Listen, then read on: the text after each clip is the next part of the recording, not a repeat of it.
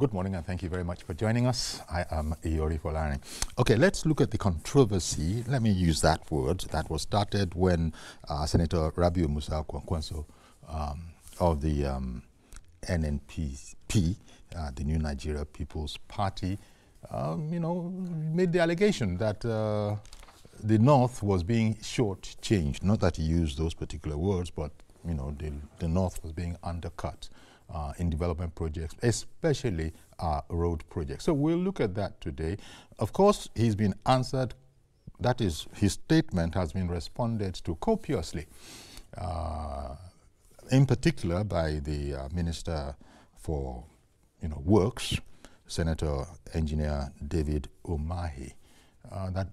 That's if I were to give you a detailed analysis, there actually is more going on in the North than in the South. But I don't know why he said it in the first instance. He has, and we've been looking at it.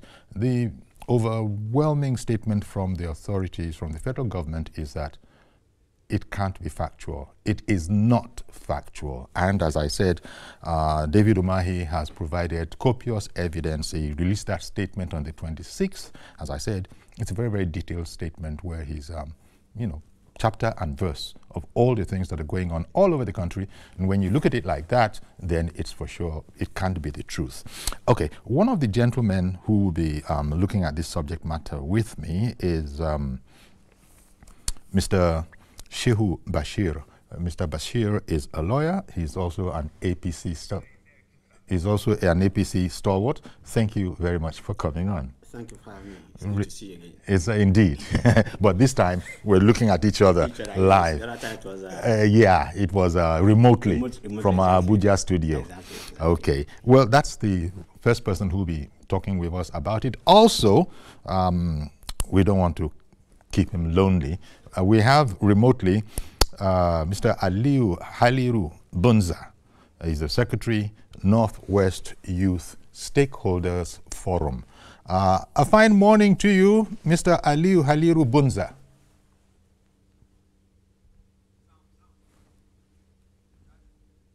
Hello, good morning. Aha, good morning. Did you hear me?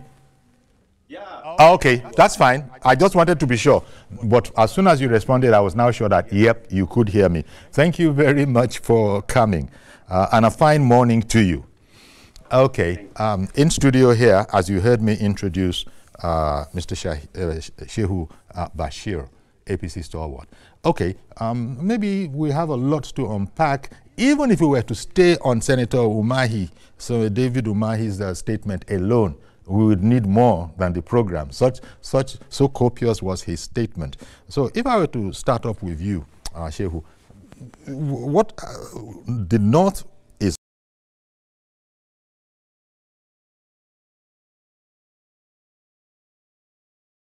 stand behind? Yes, sure.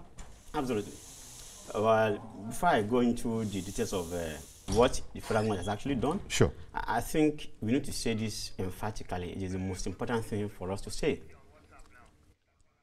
We need to actually admonish our northern elders and our northern, political fathers that this is not the time for anybody to politicize development. Okay.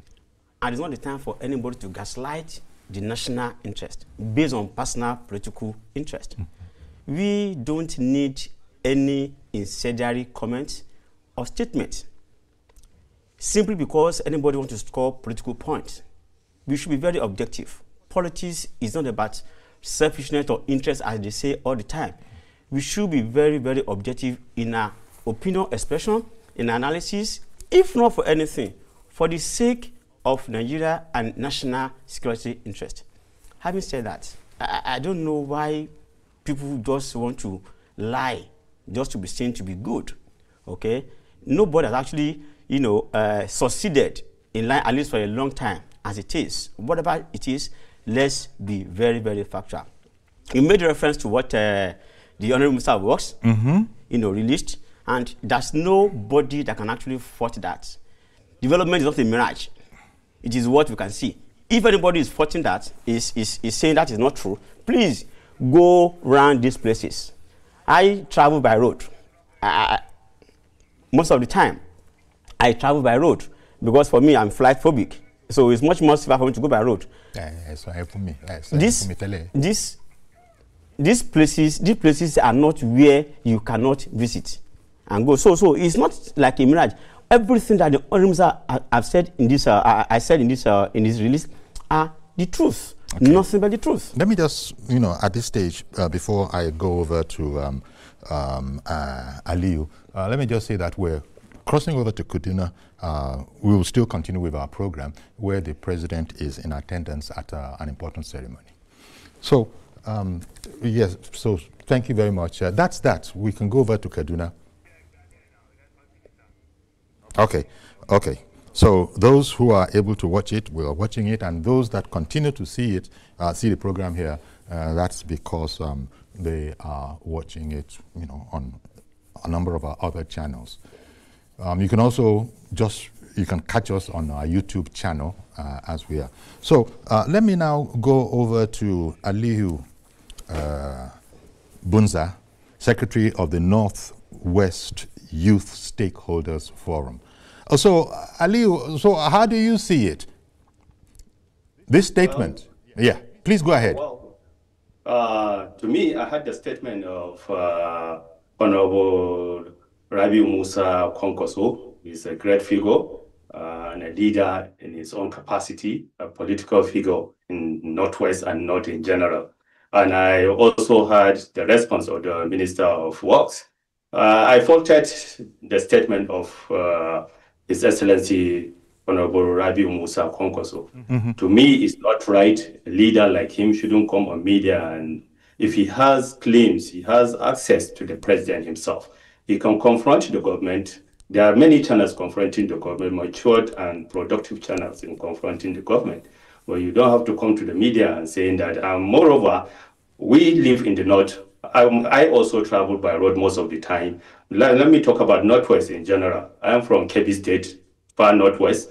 I know the presence of federal government rules in my state. I know the presence of federal government rules in our region. Most importantly, the most important road now, we are all praying to be completed at the duration of 48 months, is Sokoto, Lagos, Badagry road. This is an important project for this region. This project will pass across 7 important states in this region. And the economic lifeware of this region lies on this state, most importantly.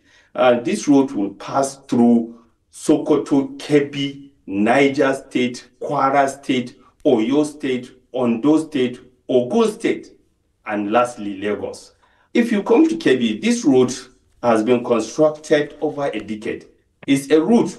It's an old African trade route that it's the lifeware of economic development lies on this route. If you go back to the side of this road that takes you from Sokoto, Zamfara, Katsina, Funtua, Zaria, Kaduna road is very important. The people that drive on this road on daily basis are in thousands. By this government bringing these projects, dualizing those routes, is very key to our region. And I think in 2.5 years, if the government can turn over to this and make sure these roads are in good shape, it will reduce the security situation of Northwest. So these roads are key in the overall economic development of our region, because this Lagos Badagry route is an economic route of our region. If you come to Kebbi, we have farmers Kebbi. We transport, most of these foodstuffs are being transported to the southwest and southeast. And this is the routes this farm produce always follow through. And the road is in bad shape. So if this government can give a huge contract of such a magnificent road, I think Northwest has been touched positively, and we really appreciate the government of doing that. I'm a farmer, and I know the importance of transportation. Taking your farm inputs to the market is not an easy task. And this road, every state will have a station. They will have a bus stop. And it's important. That is why country developed. But as long as we are bringing sentiment, religious sentiment, political differences in our development, that has been dragging us back over the years. So I think it's a false for His Excellency Senator Rabiu Musa Kwankwaso to mention the North had been backward on road construction. Okay. No, I've been marginalized. No. Yeah, marginalized. Yeah. Yes.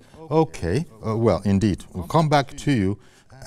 But when you look at it, I'm beginning to wonder, because this is a statesman, very highly experienced, very knowledgeable.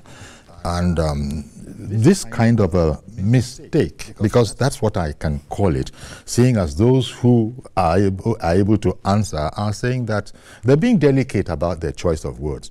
They're using words like inaccurate, and that's an inaccurate statement. So one begins to wonder why the statesman senator, who is well aware, and even if he was not, he could always ask his brother Senator, Engineer David Umahi, say, come, oh boy, what is it exactly that you have done? Because I want to come out with a statement. So help my research. Tell me what you've done in the North. I mean, that would have prevented this whole the splash that we have. Uncle Yori, the intention is not to get any information. The informations are all out, and he knows them. It's in the public domain. Exactly. The information is to incite the sentiment of the majority North. Let me be very honest with you. Just like my brother said, Mr. Bunza, it is not for him to, on fact, what is on ground. It's just for him to, incite the sentiment and the emotion of the North. Now, let me tell you what some of our northern, elders are always doing. They want to explore, or let me say, blackmail the northern majority, explore the vulnerability of the North, as if it's a North versus South thing. And it's very unfortunate. They know very well when it comes to policy matter. On fact, they can't tackle the APC federal government. They know that. They are just looking for a way to garner, kind of love and admiration by the majority of the North.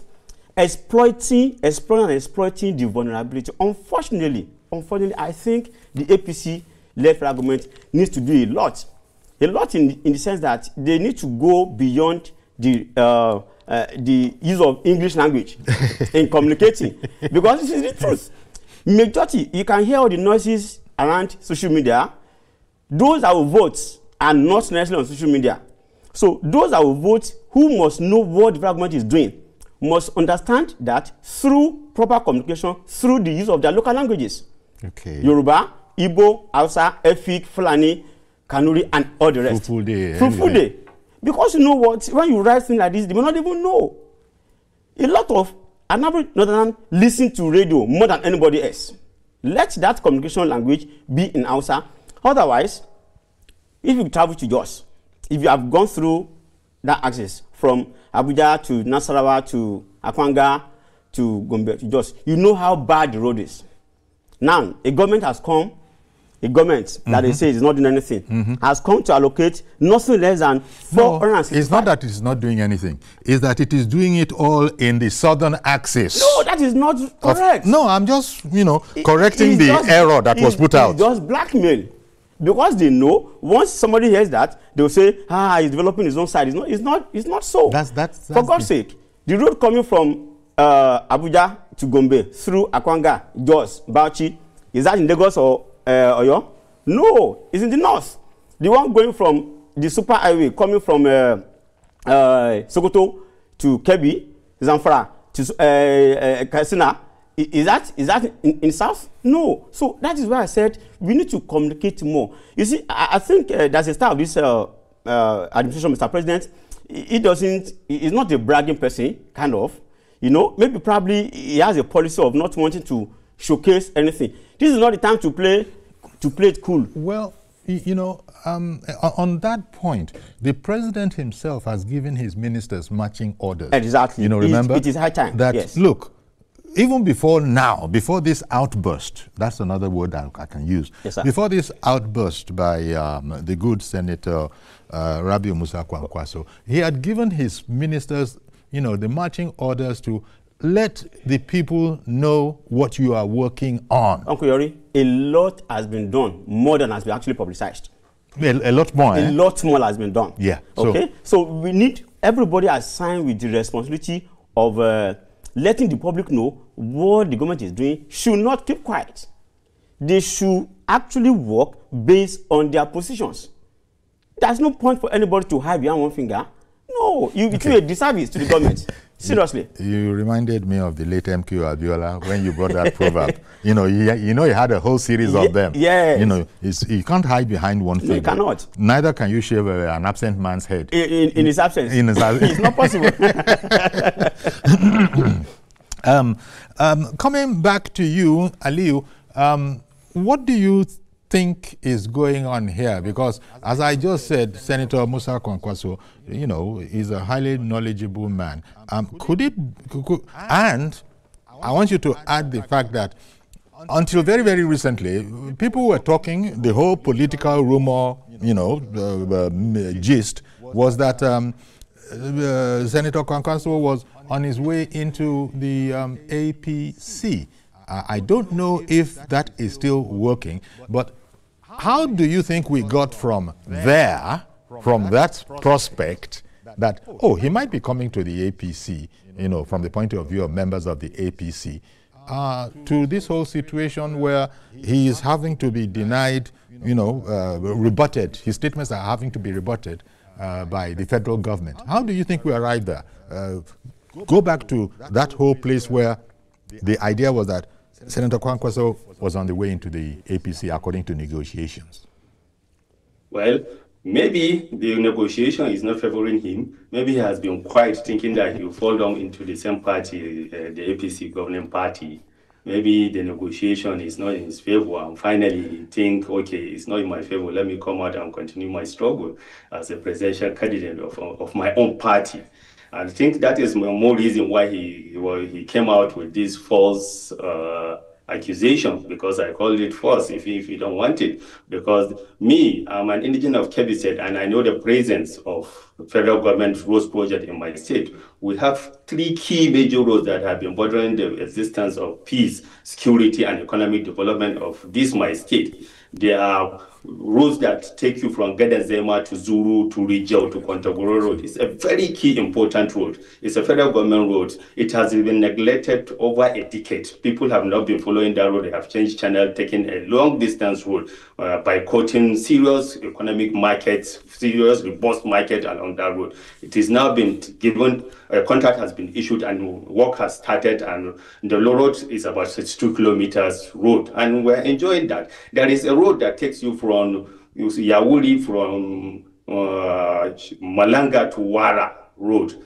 It has been awarded by this government, present administration, and the road is in progress. The work is in progress. It has reached about 50 to 53% work in progress. And you see, there this road that is being constructed now here in Kebbi State. It was a federal government road from Koko to Zuru.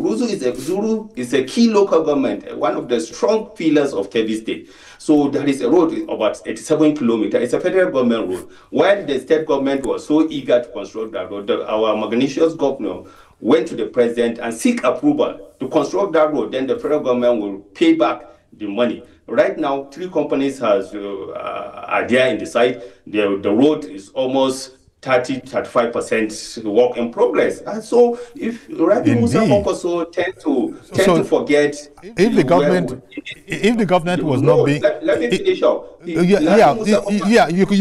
please 1 second. I'll be right back to you, Mr. George in Ikeja. Good morning.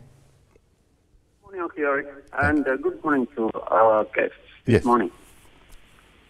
Uncle Yeri, what Kwankwaso said, I'm not very sure he said so, but be that as it may, I think the whole episode is lesson-driven. What do I mean? It means us that the president, that are working with the president, they seem to be shying away from publication of what they are doing. In politics, no one can blow your trumpet for you but yourself. And it is what people know about that they use to judge you. What has happened now? Can anybody do it to Minister Wike? They cannot, because everything he does, he puts it in the public domain. Nobody can come out and say Minister of FCT is not doing well. there will be somebody to challenge him within 5 minutes. That is not true. Yeah. I know it Yeah. well. Now, they have done it to a wrong minister. You can't even do you can't even do that with the Minister of Health either, for example. Or internal affairs. Or Internal Affairs. Say it again, Uncle Yori.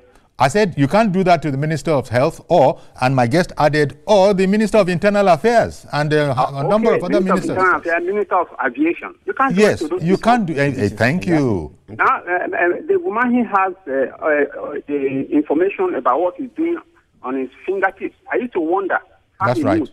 In the morning, you see him at Oshogo. In the afternoon, you see him on the same day in the evening, you see him at Kaura Namoda. So I used to wonder, how does he move around these places? So, but the publicity aspect of it, they don't want to pay money to people like Okuyori's company. They have to know that information is not cheap. Publicity is It not does cheap. cost money. You have to make what you are Publicity doing known. does cost money. The Uncle, it's president very should expensive. drive it again to his ministers to let us know what they are doing. The other Indeed. day, the Minister of State for Health came to this program, and I was surprised at the information she was reeling out. Say, you are doing all this and people are not aware. So they have to blow their trumpet. Nobody will blow it for them. In Okay. politics, it is what you have done that people use to judge you, Okay. not what you think, it's not what you think that they use to judge you. Thank you very much for calling in, Mr. George. Aliyu, let me come back to you because I had to interrupt you and I saw that you were anxious to continue, but I had to get that phone call so that we don't miss it. So, as I was saying earlier, His Excellency Senator Rabiu Musa Konkoso tend to forget we're in a digital world.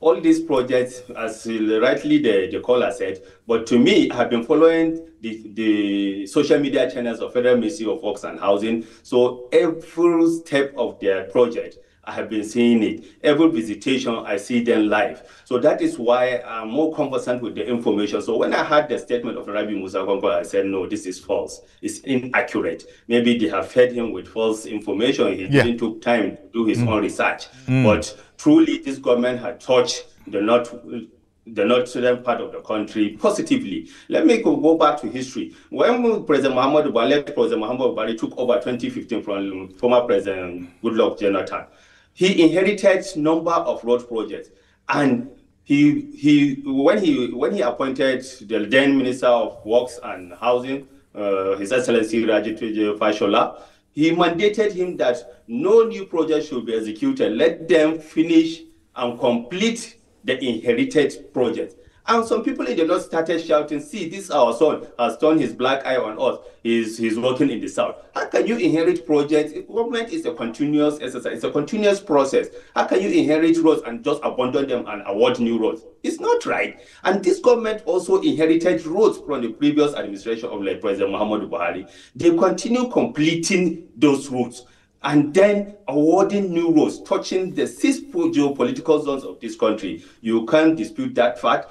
Go as my co-guest said, you should go and visit these roads. Most of them are flying all over the country. They don't drive through the roads on this country. We, the youth that drive through the roads, will tell them the actual situation of the roads of this country. This government has done very well, and this government is doing very well in infrastructural development. Most importantly, in road construction projects. In my state, we have enjoyed it. There is a road, let me go back to it. There is a road that has been in existence about 60 years ago that leads from Lera to Sokoto, to Argungu, to Kaigiwa, to Peka. There is a border between Nigeria and Niger. And it's an important road. It's a border that business activities is taking place 24 hours in a day. The road has been in bad shape. But now the road is under construction, serious construction. If you can go there, you'll see how the road is now and how it was before. Hopefully the aides of Senator Rabiu Musa Kwankwaso, if not he himself, will be hearing all of this. And it won't even be now, because very shortly... He's just turning a blind eye on that, as my co-guest... Okay. All right. Let me bring on Mazi Okoroafo. Good morning, Mazi. Mazio Korafo. Good morning, sir. Good morning, I guess, in the studio. Okay. Yeah, Good morning, Mazio Korafo from Africa. Honestly, sir, when I saw Alhaji Senator Kwangwaso talking about marginalism, I started laughing. Now, let's go back to history, today in history. The North, that from 1960 to date, the military regime, who are the people? You see, not the Northerners. After something years of military in this country, the Northern Nigeria dominated. In short, they are in charge of everything.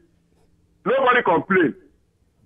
You come back to civilian regime, the same North. So what of?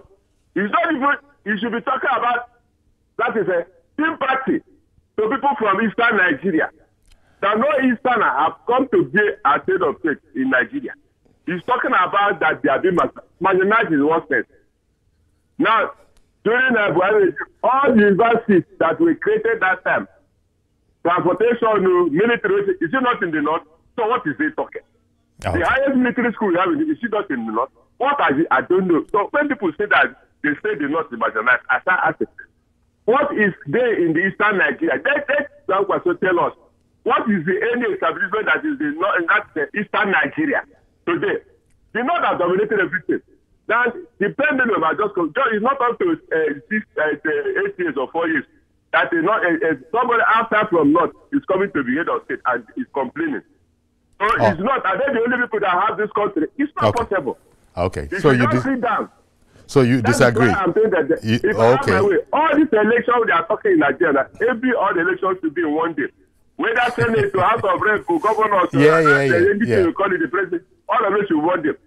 The North to allow other zones to come in power because Nigeria is made for Hausa, Igbo, Yoruba, Hausa, Igbo, Yoruba, and everybody else, and everybody else for that matter, beyond those three major ethnic groups that you refer to. But thank you very much, Mazio Korafo. I'll go on a quick break now. Do please stay with us. We'll come back, continue this conversation with our guests in studio, and also keep taking your calls.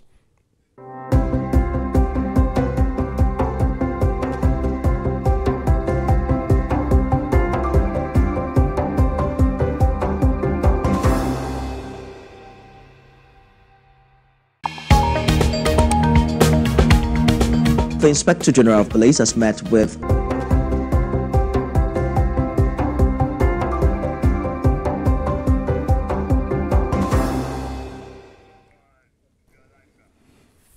Okay, welcome back. And I hear that we have on the line, we have a caller on the line, AIG retired Olatoye Durosimi. Good morning to you, sir. Good morning, Uncle Yori. Good morning. My contribution is that I like the Kwankoso statement. It's more of a friendly fire. A fire from the friendly force. This pronouncement from him has actually visited so many comments, thereby advertising the government for they refuse to tell the world what they are doing in every part of the region. For instance, bringing together the two exchange systems, which make more money available, and the cancellation of fuel subsidy make money available. People are using that to campaign against the government, but the government should be able to tell the world that if not for those two decisions of the government, there wouldn't have been money for states to execute most of their projects. And in the last 2 years, no state has actually had a problem of finance. So the same thing, what the government is doing in every part of Nigeria, especially the Minister of Works, is great.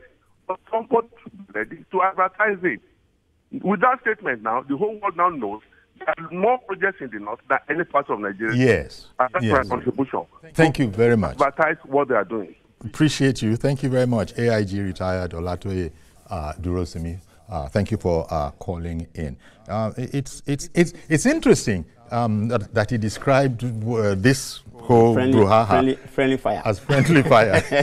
He used, I think it's a military terminology. And you see, yes, it is when accidentally you actually shoot someone from your side. Yeah, it's like itching you to talk more.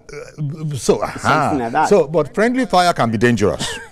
If you have a bulletproof, you can dodge it. And I think probably continuing with this analogy, I think the federal government has the bulletproof of a performance, yes. you know, of a performance bond, a performance list. Because the Minister of, Works, he wasted no time in putting out, you know, if that was friendly fire.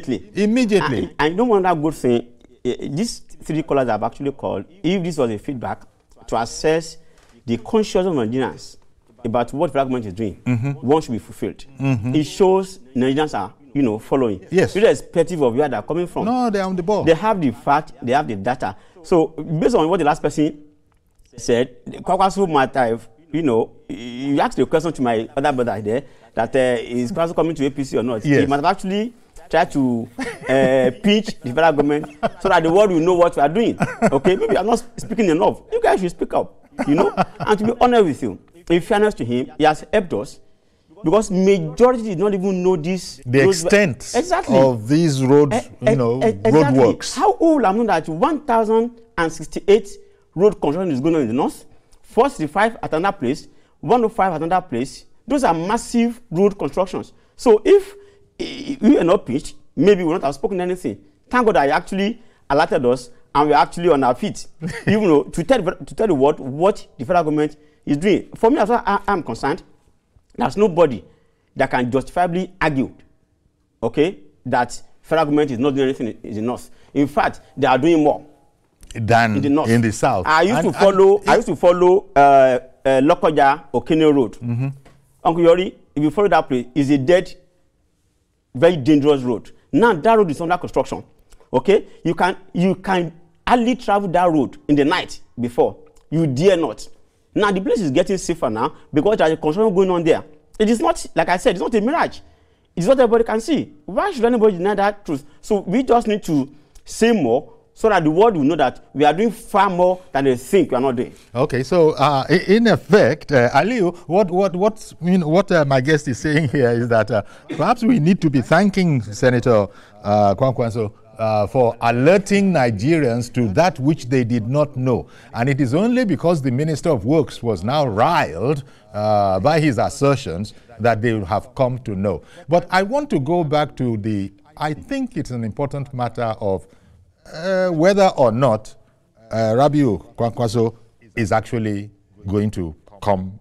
Do you think that matter is going to come over to the APC as they were, as the news was at the time? Is it important?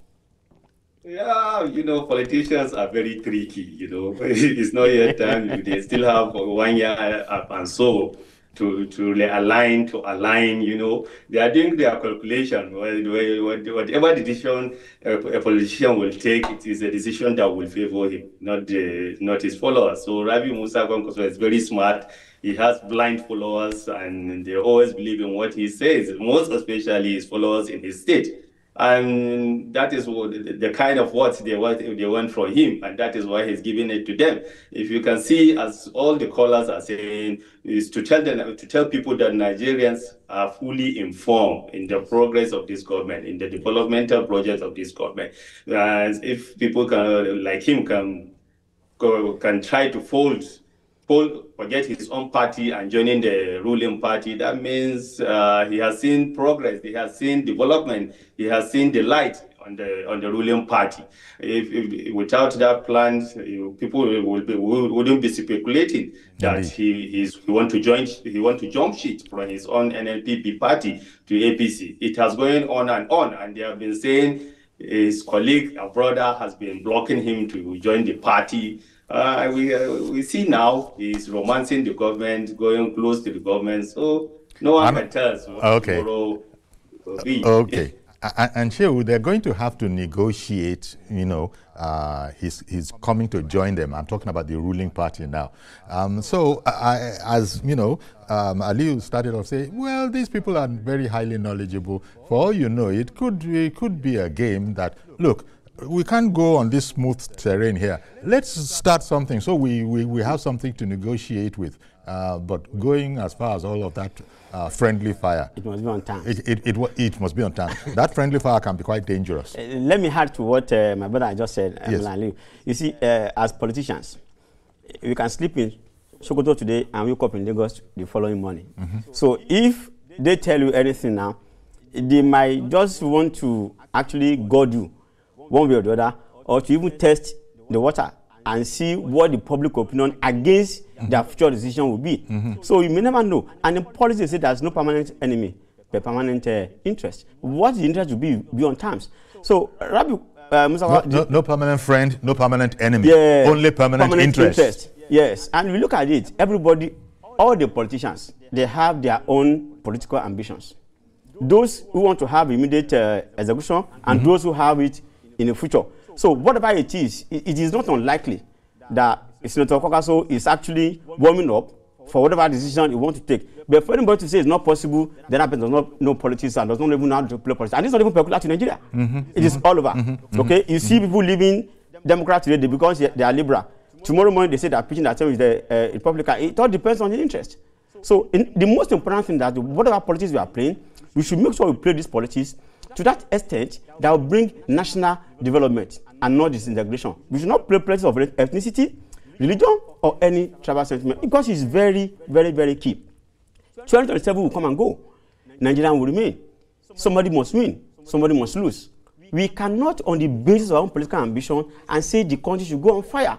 Those that are campaigning on the basis of ethnicity should please tarry a while.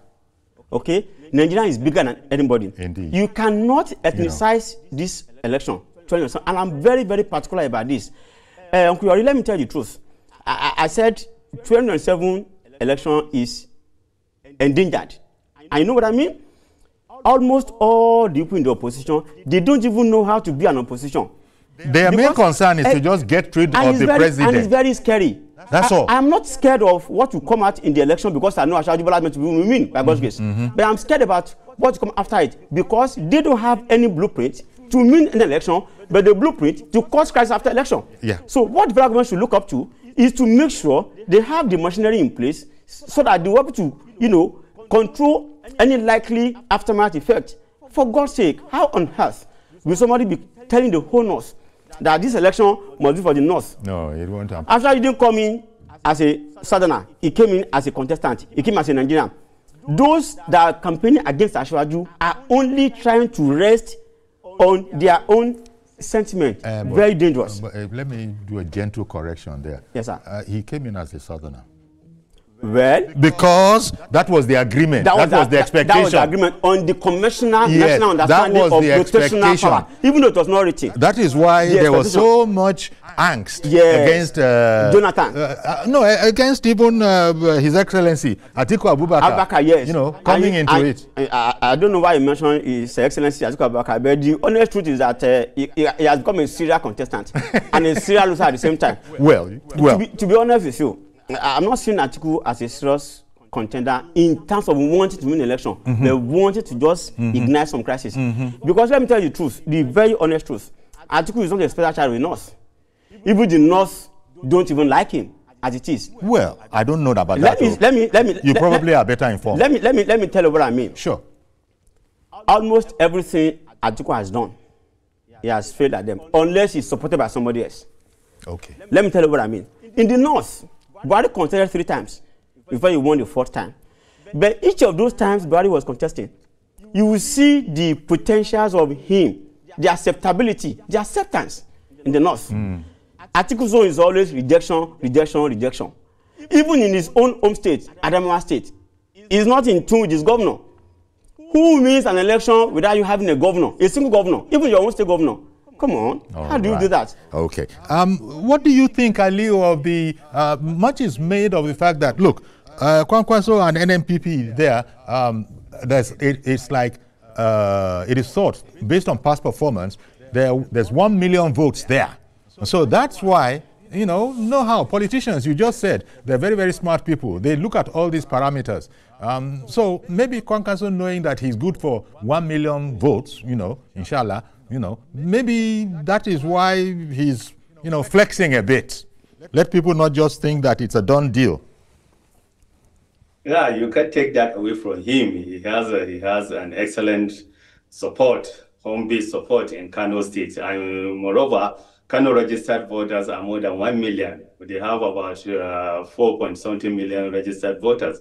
And in the last election, he pulled out 1.something million, while President Asuwaji pulled out about 700,000 plus or 800,000 plus. Yes. So he's not in total control of Kano, but he has been using his home-based support as a bargaining chip in all subsequent elections. And that is what I assume, it's just an assumption, that is what I assume he's going to use come 2027. Because all other parties, both the coalition and all other political parties, have been in contact with him, but he has been weighing his options. You know, he's a good politician, an excellent politician. He has been in the system for decades. You know, he's very smart. Indeed. So he's weighing his chances and he's weighing his options. I know at the end he's going to take a very, very fantastic decision. We'll do the right thing. Not for his own interest, but the interest of his governor and for the interest of Kano State. Come 2027, you will see wonders. Kwankwaso is very smart. He's watching with key interest. He doesn't like losing. He always like winning. Of course, who doesn't? Nobody likes to be a loser. Over in the UK, is it Mr. Ajayi? Good morning to you. Good morning. Thank you for calling. Go ahead, please. Go ahead, please. Mr. Ajayi, go ahead. In the UK. Can you still hear us? I just heard you say yes just now. You acknowledged when I mentioned your name. Can you still hear us? First and foremost, let me appreciate you. Let me appreciate you for what you are doing. You are doing a fantastic. Can you hear me? Very kind of you. Thank you. Yes, you're being very kind. Thank you. Can you hear me? Yes, I heard you. Thank you. Thank you. I heard you. Thank you for your kindness. Please go ahead.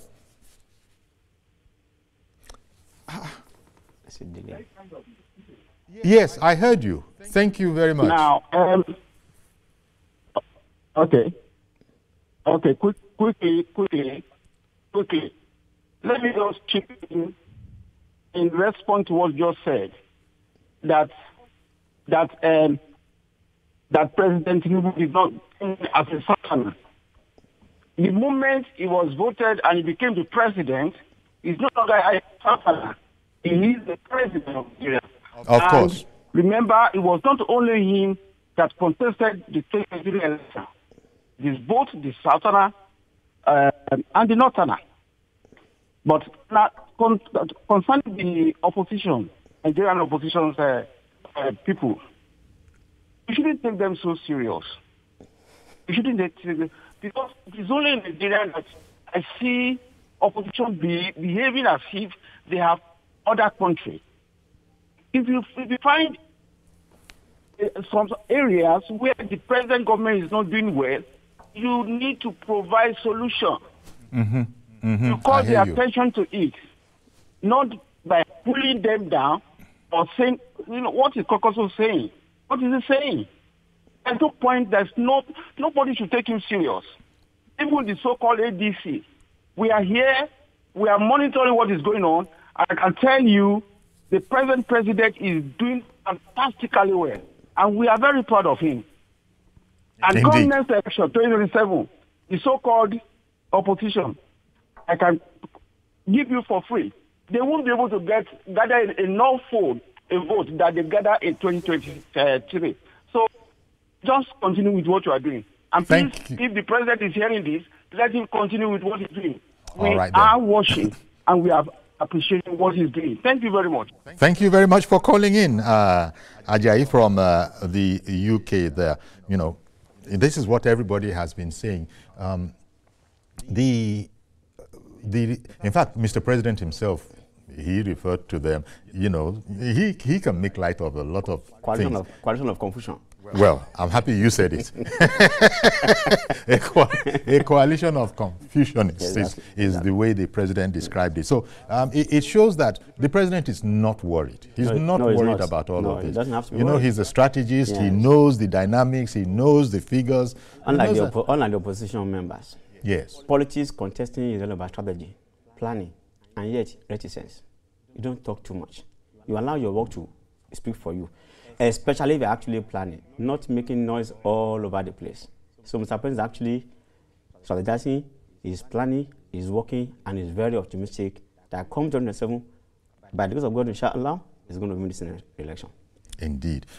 Really, there's not much more to be said on the matter, because we came into the conversation sort of late, in the sense that this happened last week, yes. You know, and so all a lot has been discussed. Yeah. In fact, the good thing is that most Nigerians, not even the official people now, most Nigerians have actually tackled that statement. They have. Because they have the information that this is not true. That's this right. is not correct. That's right. So people have tackled the statement. Politicians always take one thing for granted. They don't know that as Nigerians, we are rebranding our knowledge. Yes. That we learn every day, and we are very, very informed. That's right. So they take us for granted for their own personal interest. Indeed. So as not to belabor the point, as I was saying, we at the, it's almost like we're the last to come into it, but it's like we were going to have our say. We still have our voice. We will have our say. This morning has not had its say on it yet. But of course, we've had something. And so now you've heard from us. Let me, Aliu, as we close now, did you want to add anything to the fact that Mr. President has said, don't worry about it, a bunch of Confucianists, you know, and he still says the doors are open. APC doors are still open. Always. For whoever is interested in still coming. Never mind what the story is that is being put out there. No, he's right, actually. People are 100% behind him. Well, people have seen the development. They have seen the good work of his administration. Now people are more enlightened. We are so more reoriented. You know, our mindsets are okay now. People are judging you by your antecedent, by your records. So those coalition and other opposition is just an assembly of unhappy politicians. I kept saying that. Angry, unhappy politicians. You don't win election with anger. It doesn't work that way. You can't just come to the system that you just want to remove the president, just the president. It's not only the president in the system. You have governors, you have senators, you have every day by day, senators are decamping to the ruling party. Every day by day, reps, House of Representative members are decamping to the ruling party. Day by day, governors are decamping to the ruling party, and you are there gathering in a hall and saying that we're removing the president. We're the one that put him there. We're removing him. Yeah, can you imagine?